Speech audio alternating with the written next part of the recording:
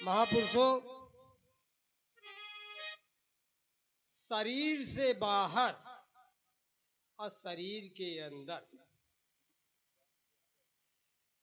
ये प्रकृति और ईश्वर दोनों है। नौ तत्व शरीर के अंदर भी है और बाहर भी है। ईश्वर शरीर के अंदर भी है, बाहर भी है। तो संसार के लोग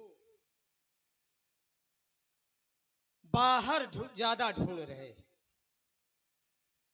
नौ तत्व जो शरीर के अंदर मौजूद है, इसी की पूजा करने लगे।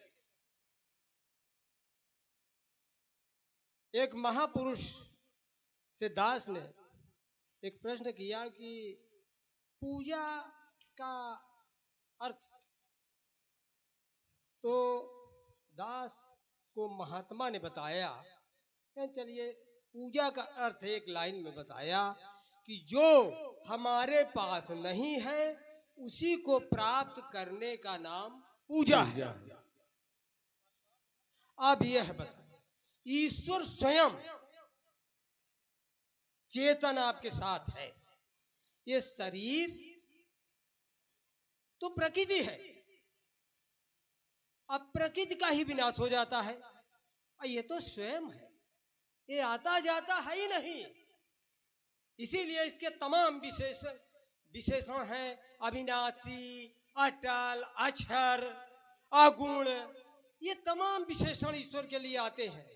जो गुण रहित सगुण सो कैसे, जल हिम उपल बिलग नहीं जैसे।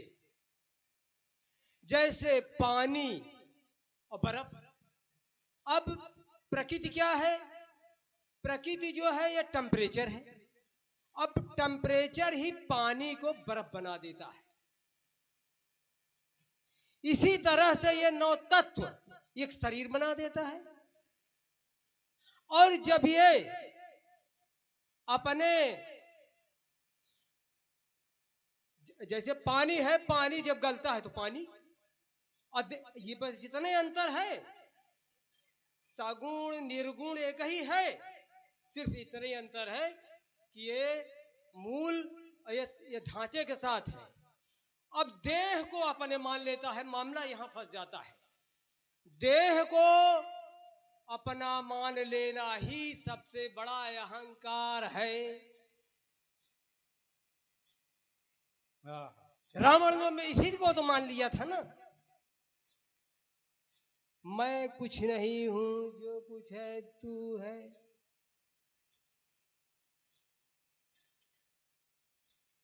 तो ये जो ज्ञान है, ये भाई साहब दास सदगुरु की कृपा से बोल रहा है। दास कुछ जानता होता नहीं, आप सबकी कृपा है। तो ये ज्ञान जो ऐसे यहाँ खुले में बाबा जी दे रहे हैं, थोड़ा सस्ता कर दिए हैं। तो सस्ता समझ करके, अभी टमाटर का भाव बहुत गिर गया है, तो अब उसमें विटामिन थोड़ी कम हो गई है। और जब 30 रुपया, 40 रुपया, 50 रुपया किलो हो जाता है, तो जो पहुंचता है सब्जी खरीदने वाला, सबसे पहले टमाटर का मांग करता है। टमाटर, भाई टमाटर एक पाव जरूर है। तो इसी तरह से यह जो ज्ञान है, यह ज्ञान बड़ा कठिन है। इसको जानना बड़ा कठिन है, इस पे चलना कठिन है।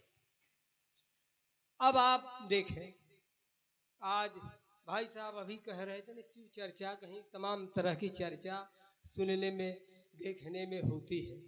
अब आप शिव की बात आप सुने, ये दास नहीं कह रहा है, ये हमारे गोस्वामी जी ने कहा कि और एक गुपुत मत,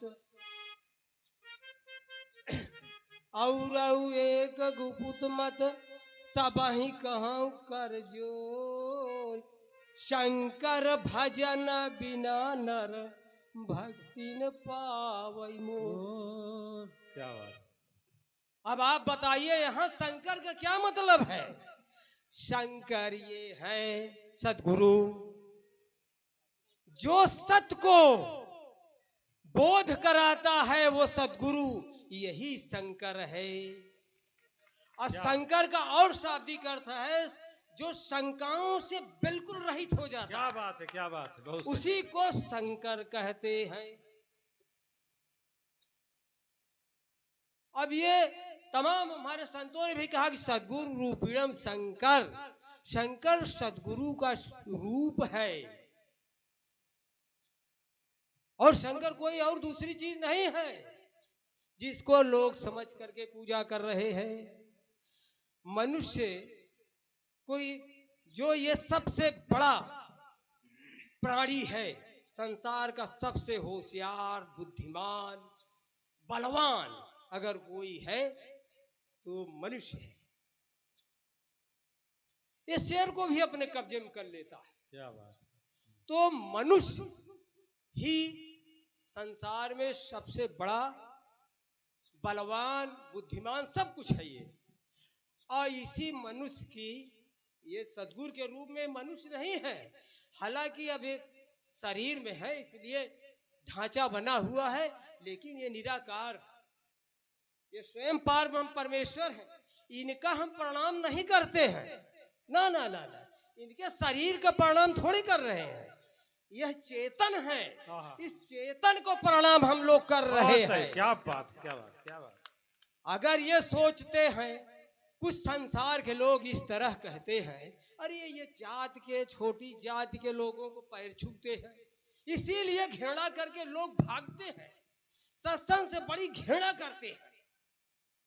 अब बताइए, दास एक छोटा सा आपको उदाहरण देना चाहता है।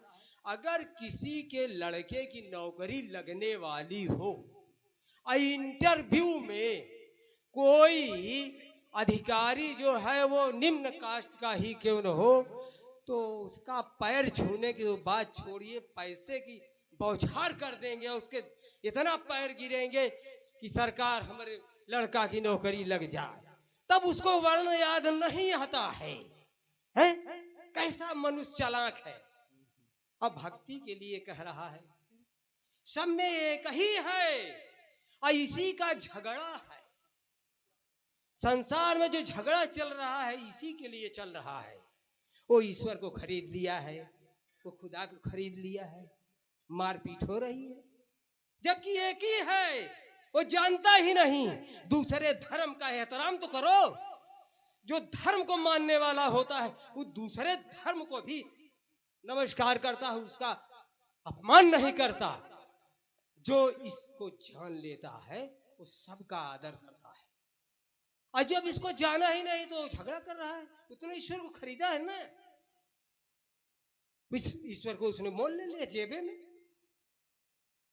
क्या बात। तो ये जो संसार के लोग हैं, ये इस तरह से जो सोच रहे हैं भाई साहब, इसका जानना बड़ा कठिन है। जब आप जान लेंगे तब। और थोड़ा समाज के दृष्टिकोण से दास उस पर थोड़ा टिप्पणी कर दे रहा है। आज सबसे बड़ी दशा खराब है कि पूजा तो खूब हो रही है, मंदिर भी खूब हो रहा है, भागवत भी खूब हो रही है, लेकिन विसंगतियां क्या है कि वृद्ध हो गए माता पिता, चाहे प्रबुद्ध समाज हो और चाहे गैर पढ़ा लिखा समाज हो, हर जगह उपेक्षा है, हर जगह उपेक्षा है। इसको, इस काम को नहीं कर रहे हैं, और जल लेके जा रहे हैं और सब दिखावा कर रहे हैं। और मर गया बाप तो खूब बढ़िया डीजे बजवा करके और फूल माला में लाद करके ले जा रहे हैं शमशान में दिखाने के लिए, और अगल बगल गांव वाले देखेंगे अरे फलाने के बाप मर गए हैं, जिंदा है तो उसको खिलाना पिलाना ये सब काम नहीं करते हैं। क्या बात, सही बात, सही बात। और ये हमारी माताओं की तरफ भी थोड़ा सा दास टिप्पणी करता है, अलोपिन भगी जाता है, हाँ कहूँ भगा जाता है निमहरा में। अरे ये निमहरा तो ये है तुम्हारा पति। क्या बात है? और शंकर जी के मंदिर में कहा जाता है सास ससुर है तो गौरव पार्वती तो है तुम्हारे घर है? कहाँ भगा जाता है जल चढ़ावे, कहाँ पूजा करे जाता है? क्या बात है? यही कमवा करा घरे में है, अरे रामायण तो यही गवाही दे रही है, सब कुछ यही तो बता रही है व्यवहार है। तो ये मेरे भाई यही यही ज्ञान है, यही आज हमारे बाबा जी कृपा करके ये ज्ञान को दे रहे हैं। शेर बकरी को एक घाट पानी पिला रहे क्या हैं। बात है, क्या बात है, क्या इन्हीं शब्दों के साथ जय। बोलिए सतगुरु महाराज की।